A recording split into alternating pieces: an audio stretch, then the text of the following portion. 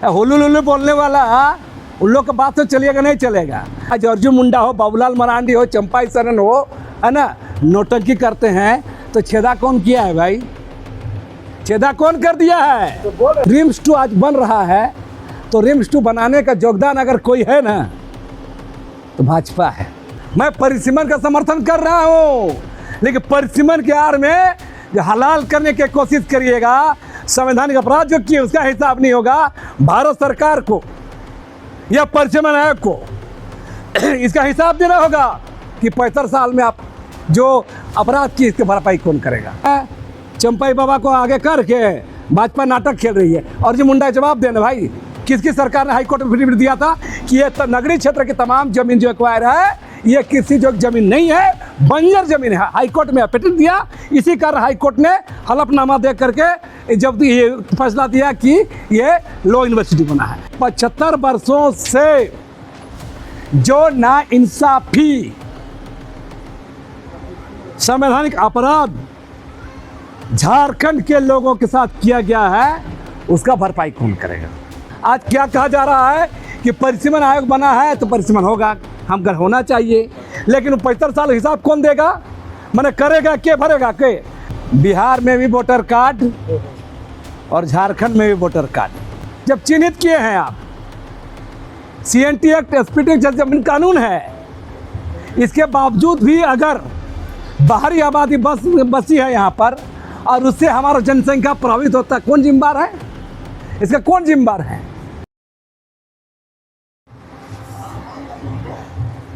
लक्ष्मी नारायण जी अभी झारखंड में जो है SIR को लेकर काफ़ी चर्चे में है। यहाँ के CEO लोग भी गायक बन गए हैं, यहाँ तक के भावी नेता लोग भी गायक बन गए हैं। आप SIR को किस रूप में देखते हैं? आप तो सामाजिक अगुआ है, आदिवासी नेता है। देखिए, SIR का संदर्भ में मेरा साफ साफ कहना होना ही चाहिए और झारखंड में एकदम जरूरी है कि मेरी जितने भी अगर मेरा लेख पढ़िएगा तो हम बिल्कुल संवैधानिक पक्षों को बराबर रखते हुए हैं, है ना। आर्टिकल 224 की बात हो, है ना, चाहे CNT एक्ट, जमीन कानून की बात हो या पैसा एक्ट की बात हो या फॉरेस्ट एक्ट की बात हो, तमाम चीज़ों को अगर गंभीरता सोचिएगा तो झारखंड में जो आज स्थिति है, जो डेमोग्राफी चेंज है, तो इसलिए SIR होना ही चाहिए और बढ़िया से होना चाहिए। और ऐसा होना चाहिए, अगर झारखंड का वोटर बन रहे हैं आप, फिर दूसरी जगह मत बनिए। यहाँ क्या हो रहा है कि बिहार में भी वोटर कार्ड और झारखंड में भी वोटर कार्ड, ये नहीं चलेगा।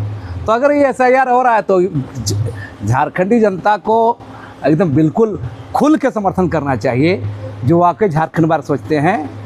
और जो बहिरागत आबादी है, जो लोग जीने खाने आए, जीने खाने रहे, धंधा पानी करें, लेकिन इस बहाने माने हमारा जो राजनीतिक अधिकार है उसको छीनने की जो कोशिश, उसका सफाई हो जाएगा। आपने अभी बहिरागत लोग बोले, कौन से बहिरागत हैं?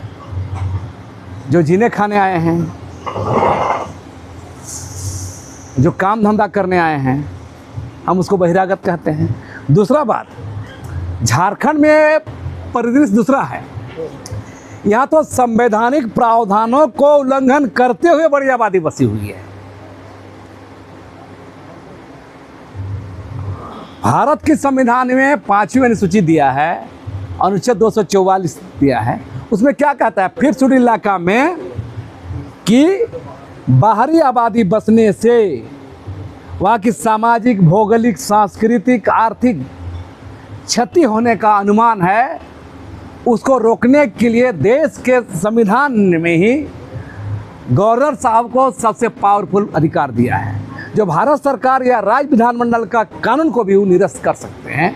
तो उसके बावजूद भी यहाँ पर रेलवे परियोजना के नाम पर, खान खदान के नाम पर, कल कारखाने के नाम पर, तमाम विकास योजनाओं के नाम पर बड़े पैमाने पर विस्थापन प्लान के लिए मजबूर कर दिया गया है आदिवासी मूलवासियों को। लेकिन आप ही के कुछ समाज के लोग SIR को जो है विरोध करे, बोल रहे सरकार ठगने का काम कर रही है SIR करवा के। कुछ लोगों को बाहर करना चाहती है, अपने ही लोगों को। देखिए, तो सरकार अगर कुछ लोग बोल रहे हैं हम नहीं समझे कौन लोग बोल रहे हैं। SIR झारखंड के संदर्भ में होना ही चाहिए, क्योंकि हम लोग भी त्रस्त हैं, है ना, हम लोग भी त्रस्त हैं कि हमारा राजनीतिक अधिकार छीना जा रहा है, हमारी ज़मीन छीनी जा रही है, तो हम लोग भी त्रस्त है ना, तो SIR होना ही चाहिए। पिछले दिनों से परिसीमन के बारे काफ़ी राज्य में चर्चाएं हैं। परिसीमन को लेकर क्या कहिएगा? लक्ष्मीनारायण मुंडा क्या सोचते हैं परिसीमन को लेकर? देखिए, परिसीमन का जो 30 अगस्त को आदिवासी एकता महाजुटान महारैली आयोजित मोराबादी में है, जिसके मुख्य प्रवक्ता उत्तर बातों को रखने के लिए हमें को नियुक्त किया गया है। हम उसको इस संदर्भ में देखते हैं, परिसीमन की आड़ में, परिसीमन के नाम पर आदिवासियों की आरक्षित सीटें घटाने की कोशिश होगी, इसका विरोध होगा। अभी क्या हो रहा है, बहुत सारी बातें तर्क आ रही कि परिसीमन जनसंख्या के आधार पर होगा, यही बात होती है। तो आपको जानकारी देना चाहेंगे कि दक्षिण के राज्यों ने क्यों विरोध कर रहा है। होता क्या है कि दक्षिण के राज्यों ने राष्ट्रीय जनसंख्या नियंत्रण नीति को पालन मजबूती से किया है, तो फलतः आबादी वहाँ कम हो गई, और उत्तर भारतीय राज्यों ने इसका पालन नहीं किया है। तो अगर जनसंख्या के आधार पर होगा तो आप स्पष्ट है कि जो काम किया, जो सरकार को सहयोग किया, जो देश को सहयोग किया, उसको आप झेलवा रहे हैं, और जो आबादी बढ़ाया है उत्तर के राज्यों ने, उस पर आप ज़्यादा सिर दे रहे हैं। ये नाइंसाफ़ी है। वहीं अगर आदिवासी इलाका की बात करें, शेड्यूल इलाके की बात करें, मैंने बार बार मेरे न्यूज़ चैनल में देखेंगे, मेरा लेख में देखेंगे, मैंने बार बार कहा कि 75 वर्षों से जो नाइंसाफ़ी संवैधानिक अपराध झारखंड के लोगों के साथ किया गया है, उसका भरपाई कौन करेगा। हम 75 साल क्यों बढ़ रहे हैं कि संविधान 1950 में बना, और आज 75 साल गुजर गया। जब 5वीं अनुसूची है, अनुच्छेद 244 शेड्यूल एरिया जब चिन्हित किए हैं आप, CNT एक्ट, SPT एक्ट जैसे जमीन कानून है, इसके बावजूद भी अगर बाहरी आबादी बसी है यहाँ पर, और उससे हमारा जनसंख्या प्रभावित होता है, कौन जिम्मेदार है इसका? कौन जिम्मेदार है? तो मेरा साफ साफ कहना है कि 75 वर्षों से जो संवैधानिक नाइंसाफ़ी हुई है, अपराध हुआ है, इसका भरपाई कौन करेगा। आज क्या कहा जा रहा है कि परिसीमन आयोग बना है तो परिसीमन होगा, हम घर होना चाहिए, लेकिन 75 साल हिसाब कौन देगा, मैंने करेगा के, भरेगा के। इन 75 सालों में कितने राष्ट्रपतियों ने 5वीं अनुसूची के प्रावधानों को लागू करने में ईमानदारी दिखाया है? इन 75 सालों में कितने राष्ट्रपतियों ने ईमानदारी दिखाया है? इन 75 सालों में केंद्र में चाहे कांग्रेस की सरकार हो, गठबंधन की सरकार हो, 2014 से मोदी की सरकार हो, और अभी जो वर्तमान राज्यपाल संतोष गंगवार जी हैं, ये 5वीं अनुसूची को लागू करने में कितना जिम्मेदार है, इसका हिसाब दें। लेकिन सरकार जो सेंट्रल में है, बीजेपी के साथ कह रहे हैं कि भाई इसीलिए तो हम लोग परिसीमन कर रहे हैं कि क्षेत्र का डेवलपमेंट रुका हुआ है, बांटा जाएगा तो डेवलपमेंट जो एरिया के अनुसार ज़्यादा हो जाएगा, जनसंख्या के अनुसार अच्छा रहेगा, इसीलिए परिसीमन भी जरूरी है। तो जो लोग बोल रहे हैं ना, तो अरुणाचल एक स्टेट है, वहाँ 60 में 59 सीट क्यों ट्राइबल का है, इसका जवाब पूछिए ना लोग को। हुलू लुलू बोलने वाला उन लोग का बात तो चलिएगा नहीं चलेगा। हमारा तब हमारा 5वीं अनुसूची कहाँ गया? आपको पता है, शेड्यूल इलाका में आप मुखिया बनता है, आबादी आधार पर नहीं बनता है, प्रमुख बनता है, आबादी आधार पर नहीं बनता है, जिला परिषद चेयरमैन आबादी के आधार पर नहीं बनता है। उस पर क्या बात नहीं हो रही? जब मुखिया नहीं बना सकते हैं शेड्यूल इलाका में आबादी के अनुरूप में, प्रमुख नहीं बना सकते आबादी के अनुरूप में, जिला परिषद अध्यक्ष आबादी के अनुरूप नहीं बना सकते हैं, तो लोकसभा और विधानसभा का सीटें कैसे दूसरा को दिया जाएगा शेड्यूल इलाका में? तो हम कह रहे हैं कि 75 सालों की करो भरपाई, फिर परिसीमन की बात करो।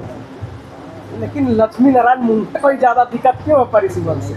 हम दिक्कत कहाँ भाई, मैं परिसीमन का समर्थन कर रहा हूँ, लेकिन परिसीमन के आड़ में जो हलाल करने की कोशिश करिएगा, संवैधानिक अपराध जो किए उसका हिसाब नहीं होगा भारत सरकार को या परिसीमन आयोग को।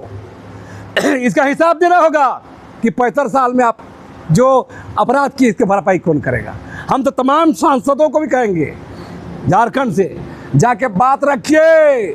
और वो कोई वाकई ईमानदार है वर्तमान भाजपा की केंद्र की सरकार, तो इसके लिए संसदीय समिति बनाए, न्यायिक समिति बनाए कि 75 सालों में जो संवैधानिक अपराध हुआ है, जो जुल्म किया गया है, जो विस्थापन प्लान करने के लिए मजबूर किया गया है झारखंडी लोगों को, उसका हिसाब देना होगा।